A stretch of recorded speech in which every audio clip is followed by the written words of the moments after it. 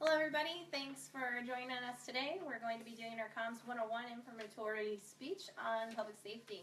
I have three individuals with me today for the speech. My brother, my mother, and my stepfather. And I wanted to share some information related to public safety personnel, both sworn police officers and paid firefighters. A lot of people don't realize that public safety personnel, such as police officers and firefighters, only comprise of 1% of the United States population. They comprise roughly around 682,000, while the United States population is over 300 million. The national average salary for sworn police officers and paid firefighters is between the range of 29,000 and 84,000. Yet the national average salary is between 42,000 and 125,000. So they are grossly underpaid. Public safety personnel also have fatal assaults happen, and in the year of 2016 thus far, we've had 137 deaths of sworn police officers and 81 deaths of paid firefighters.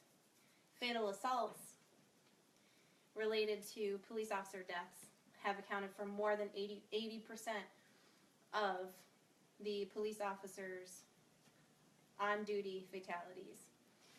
The paid firefighters' fatal assaults were less than 1% related.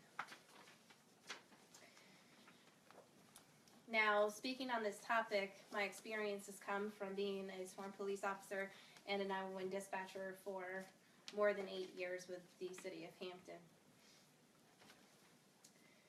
The purpose of this speech is to inform you of police officers and paid firefighters being grossly underpaid and underappreciated in the United States of America.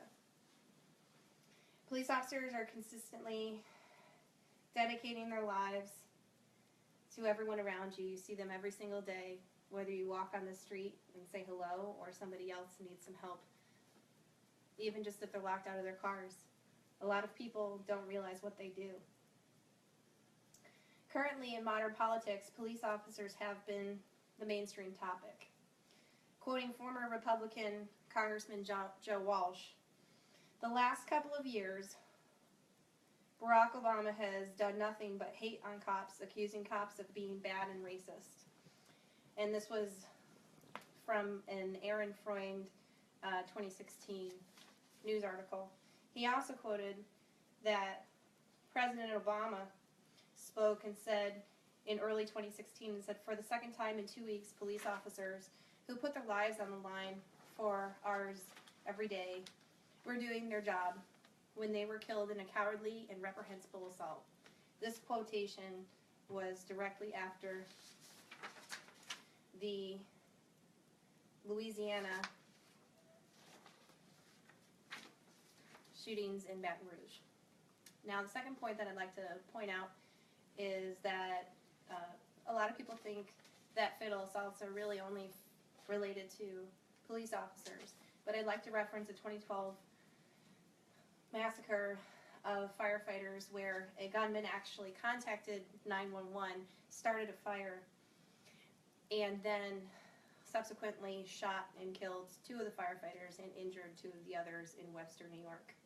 So a lot of people don't think about fatal assaults and police officers, and firefighters. The final point that I'd like to talk about is pay gaps in the struggle of living. In the aftermath of Michael Brown's death, there was some information placed out and researched by various news syndicates related to the pay of police officers. I think it might be astounding to some to know that some police officers make $10.50 per hour. And everybody can pass that around. That's a pay stub from a Hillsdale County police officer. Now that's surprising because that is on the lowest pay of that average that we discussed earlier, which was $29,000. In conclusion, public safety personnel are underpaid and at a higher risk than many citizens. With public safety only comprising less than 1% of the population, we can do better for these individuals without breaking our fiscal budgets.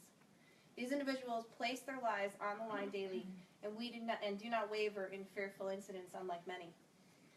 Let's treat our public safety with more appreciation. In closing, treat your public safety personnel you know with dignity as you would others. Consider their internal struggles as they professionally and courageously conduct themselves. And God bless.